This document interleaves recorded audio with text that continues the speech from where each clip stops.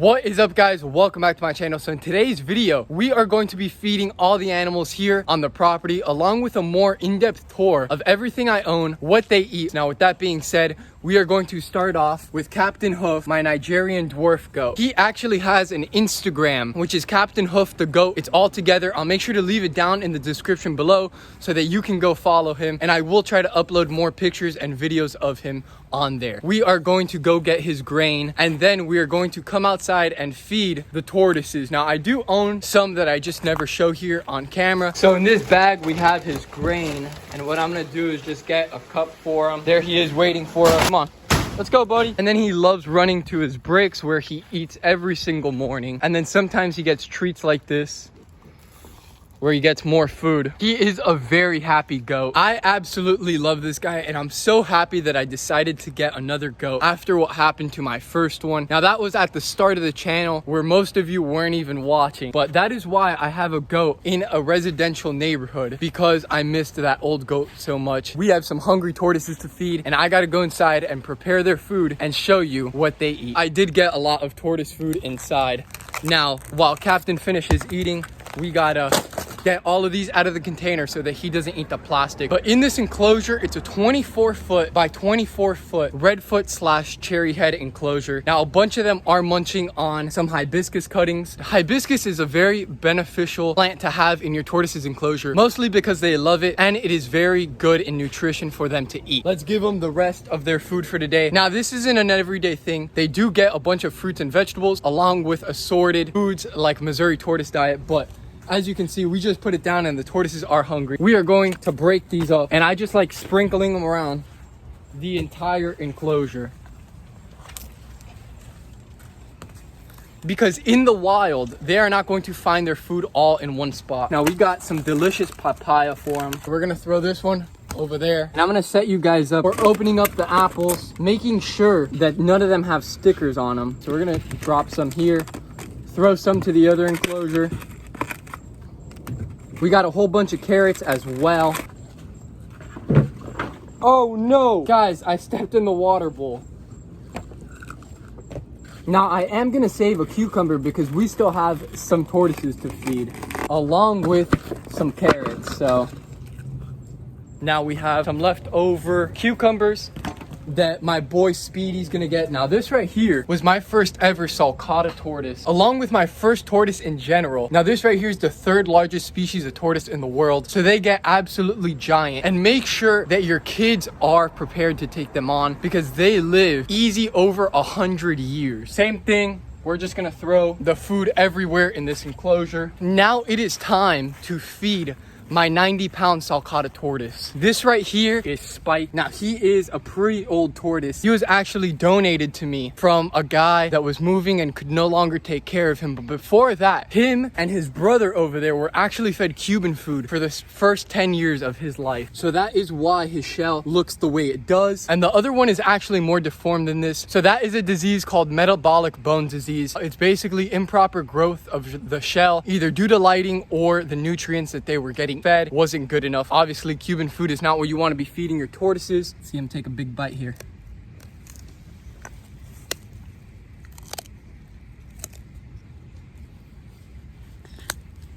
So we'll leave that carrot for him, and then we're gonna go offer a carrot to the other tortoise. This right here is Lumpy, the Sulcata tortoise. Now, as you can see, he looks significantly worse than his brother Spike does. And eventually, we might actually have to cut some of his gular horn off. So this right here is what male tortoises use to fight, and that is what can actually kill another Sulcata male. Now, I'm going to show you how they're supposed to look. So as you can see, he can stick his head out, and his gular horns don't curve up. For some reasons, Lumpy's does, and I'm gonna show you how it interferes. Now, when he goes to eat, he actually has to stick his head out to the side. So we are going to let him enjoy his carrot. Now that we fed all the tortoises, it is now time to go feed my turtle pond. I'm going to push back some of this water lettuce, and I'm going to just sprinkle some food on in. This is what I'm feeding them, the aquatic turtle food. Now it is time to look for my turtle. Oh my God, right there is my boy Willie and Juan. I don't know if you guys remember, but we did a video about a month ago where we bought 50 goldfish for this pond, and that is actually our pet goldfish. Oh, we got him. So this right here is my 3-stripe mud turtle. His name is Mr. Turtle. Now, I've actually had this turtle for about 8 years, way before this channel was ever a thing. I raised this little guy since he was a little hatchling. For those of you wondering, yes, the Mississippi map turtle was able to get out. Now, I did make sure that this pond didn't overflow, and he actually used one of these water lettuce leaves to escape. Now, with that being said, we are going to have to install this farm fencing here. I'm going to start cutting it, get some zip ties and tie it here. Going to have it all the way to the concrete so that no more turtles are able to get out. And then the rest of this enclosure is concreted in. And then we got one last one here. So we got the piece we needed cut out. Now we got some zip ties over here. We are just going to zip tie this all together. And I'm gonna do the same thing all the way down. So as you can see, this goes all the way down. No turtle is going to be able to escape from here anymore. And then I'm gonna do the same thing on this side. So as you can see, we finished adding all of the zip ties. Now I did go ahead and add some zip ties on the bottom of this just to make it a little bit more secure. I did go ahead and add some zip ties here on the top as well, along with the side, so we can still open and close this gate and it won't be an issue. While trying to cut the zip ties to make them look more presentable, it actually started pouring on us. Now with that being said, I'm gonna go inside and show you how I cut tilapia to then come right back outside when it stops raining and feed the pool pond. So we made it inside. Be very careful when using knives, but we are going to be cutting up, I believe, 9 of these. Now that is the very expensive part of when you have fish.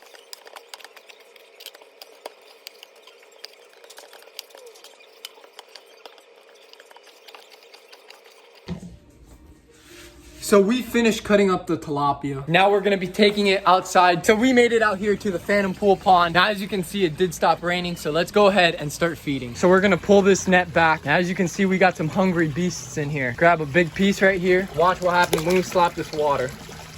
Oh, there it goes. That is absolutely crazy. Watch this arowana.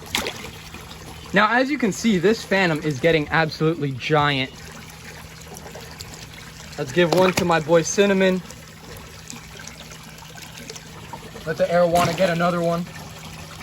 So that right there was feeding this pool pond. We made it to our indoor pool pond. Now in this pool pond, we got a bunch of sharks, we got a bunch of Oscars, and we have a couple catfish. We're gonna start off with a little handful. Oh my. Watch the Oscars go absolutely crazy for this stuff. As you can see, that was an entire handful and it's already gone. We're gonna do another handful. As you can see, these Oscars love stuffing their mouth with more than what they can fit. They are acting so scared today. Here's my tiger shovel nose. Let's see if any of the catfish... Oh, the iridescent shark just ate a piece of tilapia. There the giraffe goes getting another piece. For some reason, the catfish in this pond just weren't that hungry. But the water is a bit murky in this pond, so I am going ahead and doing a water change. But with that being said, it is now time to continue feeding the animals. Now, for those of you that don't know, I actually do breed tortoises. So I do breed cherryheads and I do breed redfoots. And in this tub, we have a whole bunch of babies, which are for sale. So if you guys are interested in babies, make sure you DM me on my Instagram, Andy_Dejunco, which is DEJUNCO. It is now time to feed these little guys. We're gonna grab some apples, some carrots, and some cabbage, and we are going to place it on their feeding bowls. I like to help them out though, especially the really little ones like this guy right here. Mostly everybody is munching on some food, so he's munching on some cabbage, they're munching on some apple. Before going inside my room, I did want to show you the dogs and cats I do own, but to start it off, we have Benji, otherwise known as Ben. He's one of our cats. We do have another, and then we have 3 dogs. So this right here is Luna. I did pick up Luna off the side of the road. We did look for her owners and no one ever came for her, so we just said, why not keep her? Shadow is our newest addition, and his owners did go ahead and surrender him to me, and we do love this little guy. And then we have Cooper, which was a shelter dog. He's our oldest. He's 14 years old. And then we have one last cat to show you. Our last animal is Milo, our last cat. Now it is time to go inside my room and start feeding some turtles along with some fish. Let's grab a handful to feed my 150-gallon tank. Oh, Tarpon got one. There the albino clown goes. Here comes out this Bisher. Here's the ornate Bisher that I've had since I got this tank. Oh, he got a piece. That big Bisher will basically eat all of them, along with that clown knife. See if I can throw another good-sized piece in there.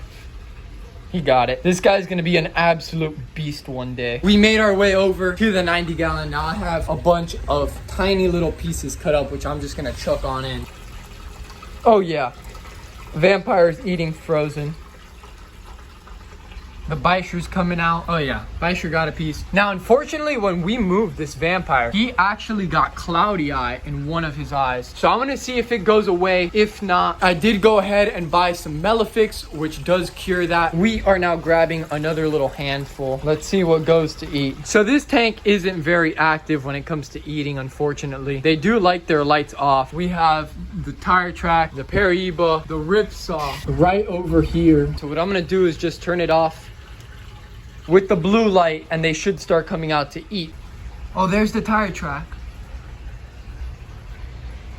We got the Bisher eating another piece. Check out the ripsaw. That is such a cool sight. Now we have our only fish in this 75 gallon. Gonna drop down a little piece of tilapia. Now I'm looking for the smallest little pieces that he can fit in his mouth. The last tank that we have to feed is my platy tank. Now, the moss did overtake this tank, but we are gonna be feeding him this fancy guppy. Now, I just grab a little pinch of food.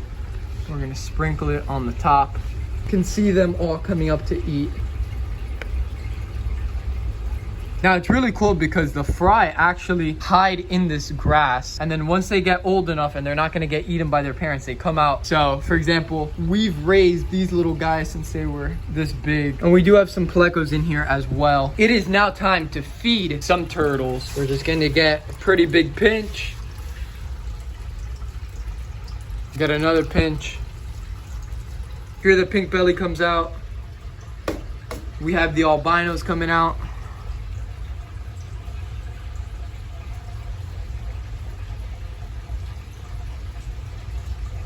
These little guys, and they are starting to get big. So I am either thinking of upgrading them outside and putting a mesh over the tub so that no birds are able to get them, or I have a 20 gallon long in the garage that I could set up where my platy tank is, and then maybe throw the platies in that tank as well. Let me know what you guys think in the comments down below. So it is the end of today's video. Now I really hope all of you did enjoy. If you did, please make sure to smash that like button, hit that subscribe button, and I'll see all of you next Saturday with a brand new video. Peace out, guys.